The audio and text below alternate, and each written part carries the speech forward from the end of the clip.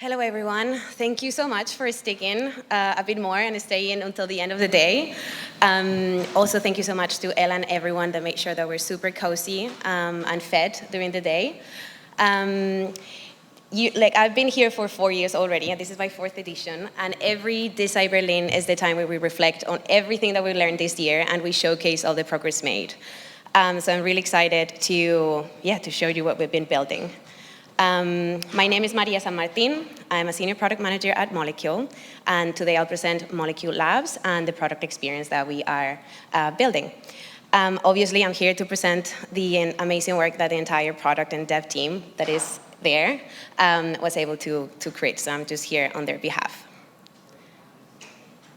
Nice. So, during my presentation, I'll basically build on top what Paul already presented, Kevin and Phil shared as well. And I'll dive deeper into the interaction layer that basically builds on top of our protocol, which is Molecule Labs. I'll share some insights and core learnings that we made through the years, and basically just so you gain an understanding of how we got here and why we're building the things that we're building, and the way that we've just been kind of gathering learnings and just building iteratively through the years. I'll share the thesis, and also I'll just explain slightly better how the stack is built and how it works and how things interrelate to each other. And then I'll present a couple of flows, so for the researcher, for the AI builders, and for the funders. Yes. Good. So, as I said, this is my 4th year at Molecule, and in the past years, we've been building so many different experiments to validate many different hypotheses. And, I want to kind of take some time to go back in time and just reflect on the hypotheses that we validated and things we've learned and the things that we built and how we got to the place that we are. So, through the years, the only thing that remained constant is that for Molecule, or our vision is to make sure that we accelerate the pace in which science gets discovered, funded, run, and that also we make sure that brings cures and breakthroughs, important breakthroughs to the world, and also derive value at the end back to society.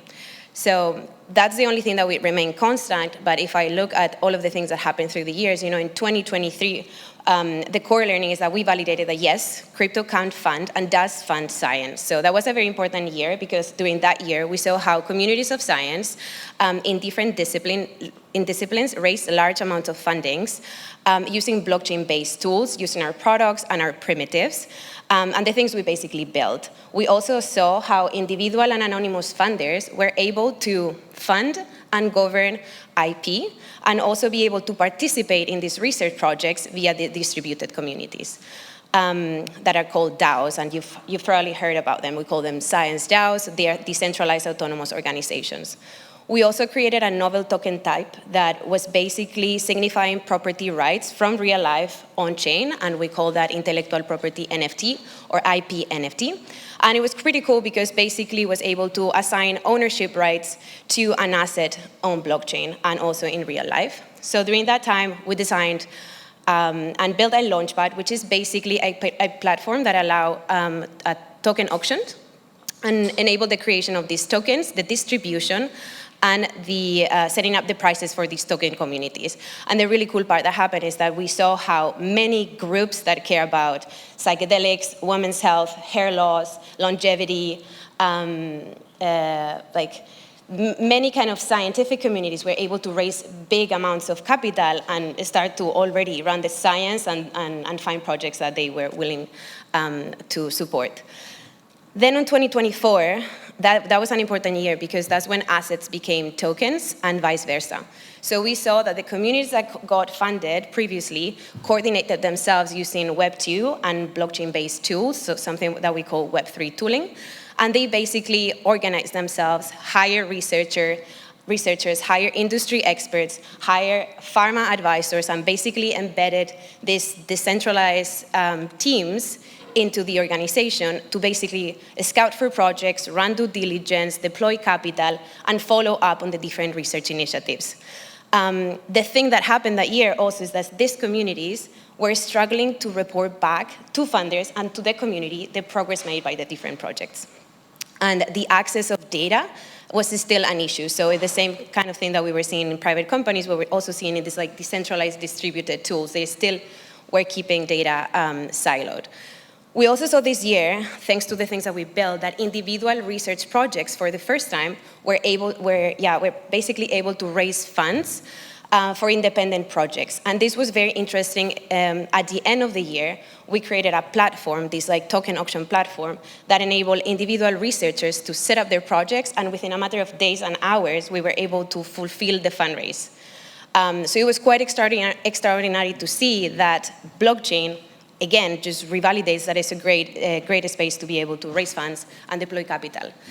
In this year, the individual and anonymous funders, the only issue we saw is that they cannot directly deploy funds to the projects themselves. They always need a legal entity in the middle that can deploy the capital to institutions. So that was like a really important learning.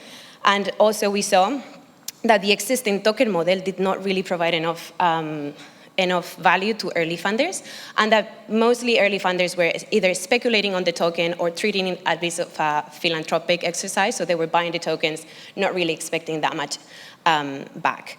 During that year, we created project tokens and also set up the contracts and the products to enable what we call crowd sales, that are token-gated token sales, and also we started to draft our coin-to-company model.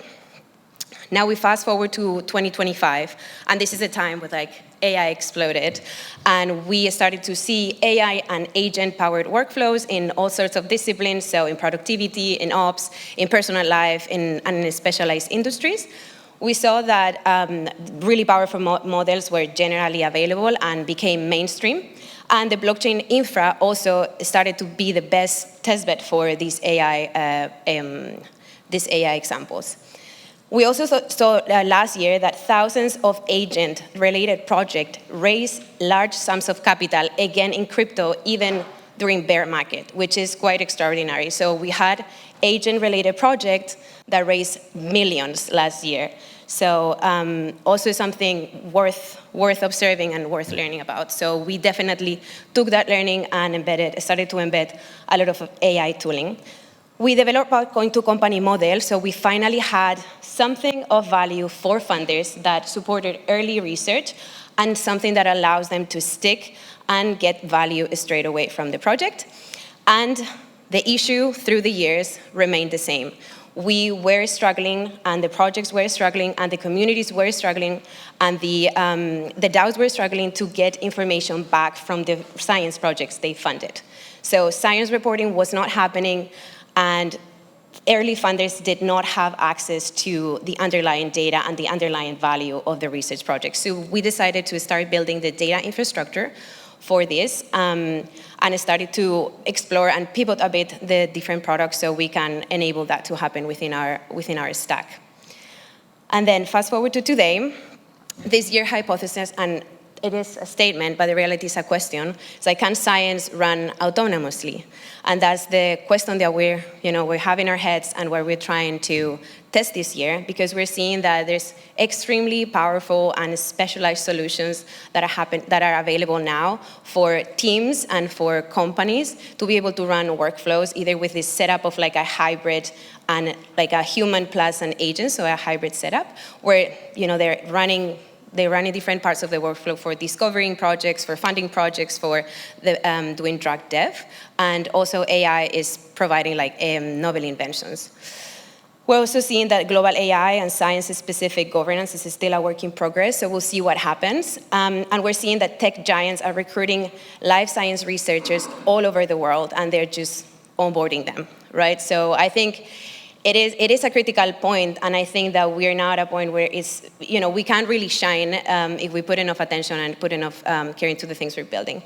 So what we did, we basically enabled the data infra layer and enabled programmatic functions. So everything we did before and that was human-led now is for agents and for systems to be able to use it.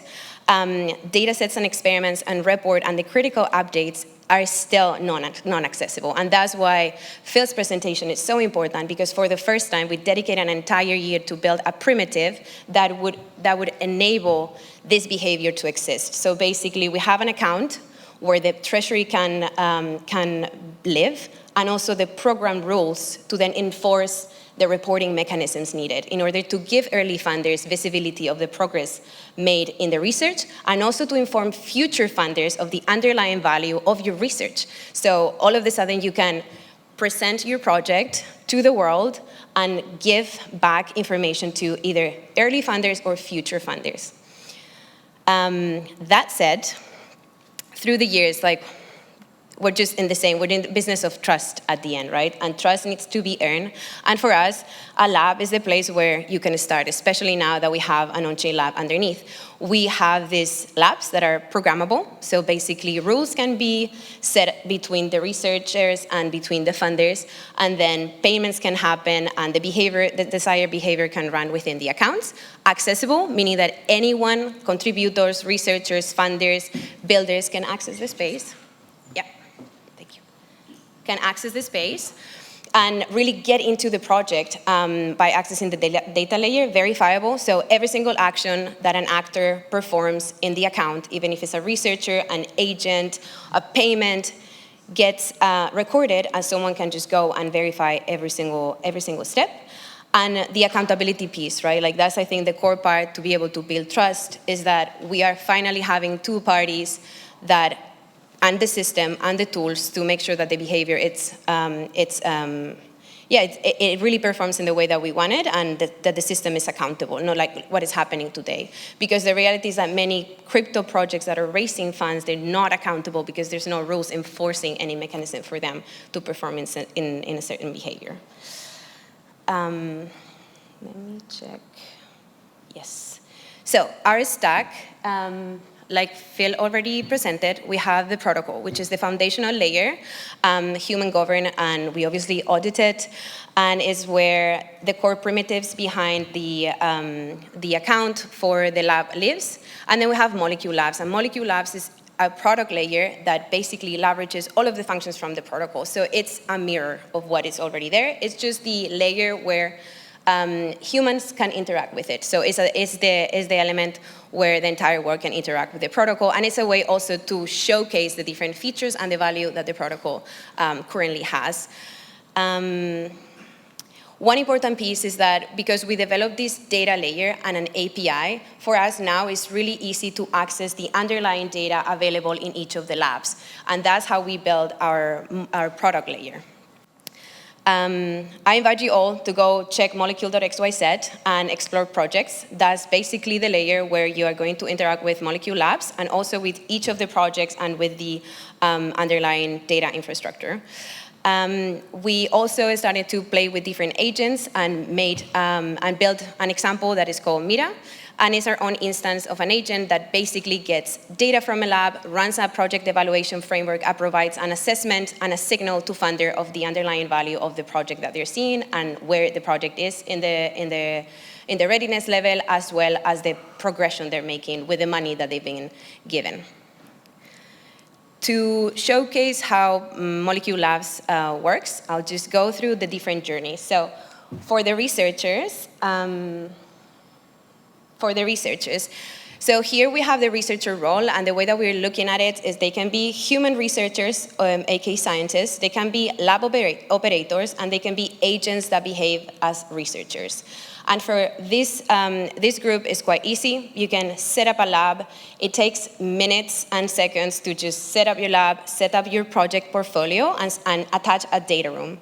After you do that, you can add your contributors. So if you have in your lab or in your team several researchers, you can add them as contributors, and they'll be able to submit files to the lab. And you can also set permissions, depending on if you want them to be a contributor or only a viewer. And then you can link also the token community or the project token that you already have, because that could be the access token as well, to be able to give a chance for people to access specific information in.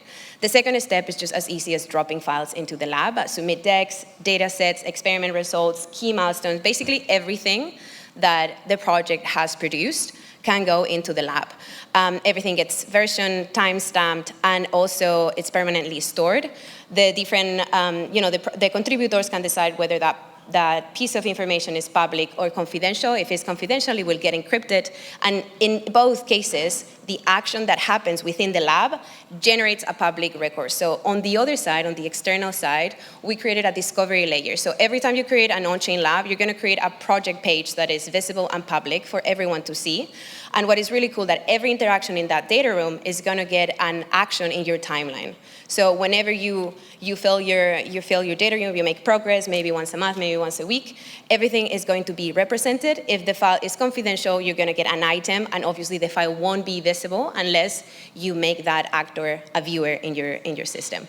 At the end of the day, we are setting up a system that enables trust. So we want funders, either early funders, future patients, people interested in your research, to get closer, understand what, the exact track record that the project has, and verify it by themselves. So basically, they have a way to consume information about your research project, progress made, and they can dive as deep as they want into the files and into the reports created and into absolutely every single detail to fully understand the underlying value.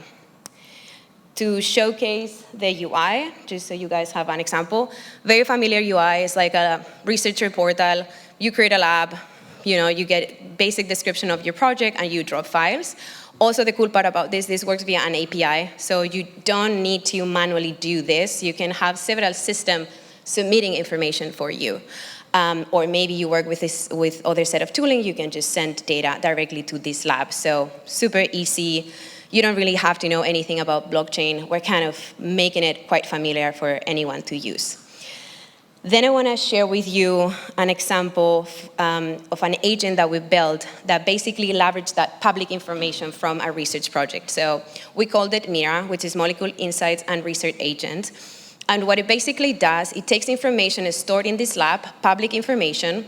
We've created a skill. So basically, we've created a skill based on a project evaluation framework that takes public information, run a set of operation, and then gives back an assessment to inform the public where your project is in the technology readiness level, and then what's the assessment of the project progress in an 8-dimensional project scoring framework. So this is really helpful for people that either don't have time to go dive into all your decks and all of the data created and all of the reports and just get like a high-level understanding and early, this is worth my time signal to then dive deeper into the project.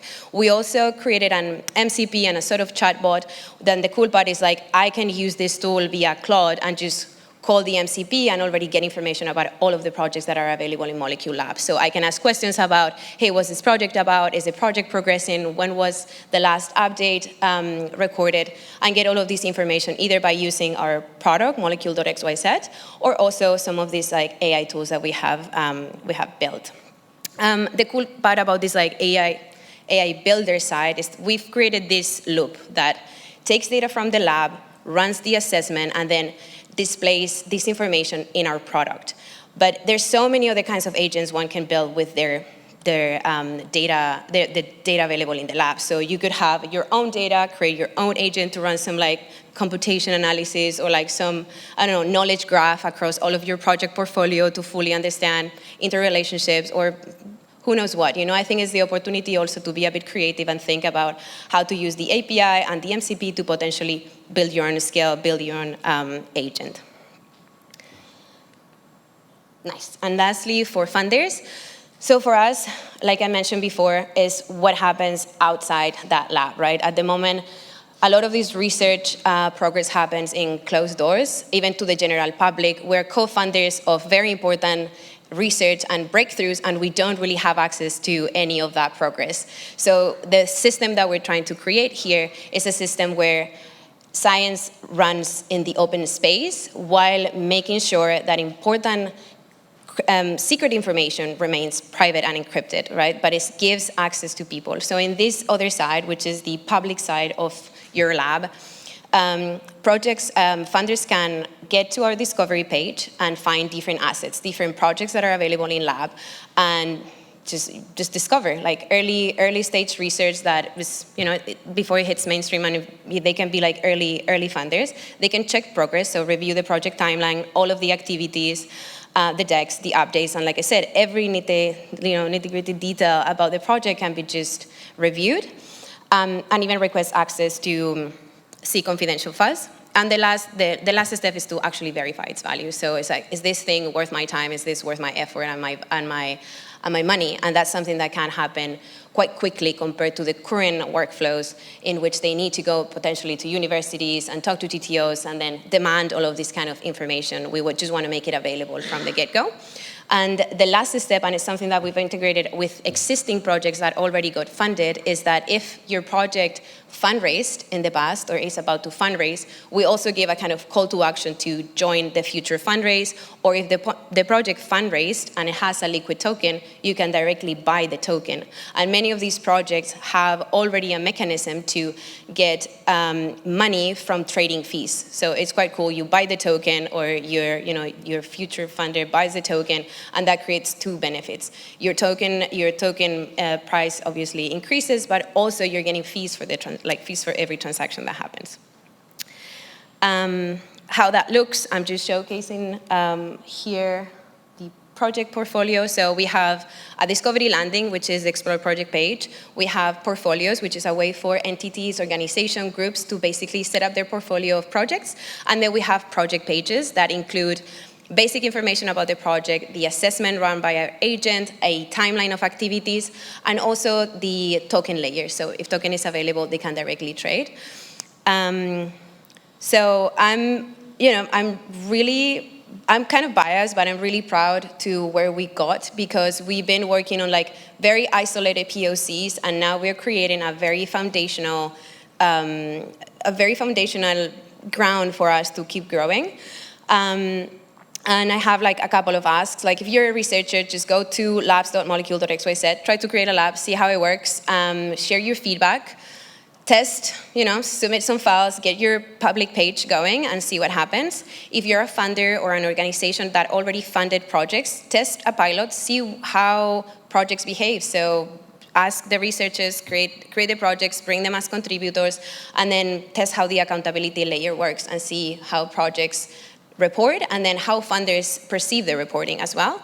And if you're a builder, we have a pretty composable set of tools, so you can just check out our docs or join our Discord, ask some questions, and get an API key and have some fun with some of the things that we've already built.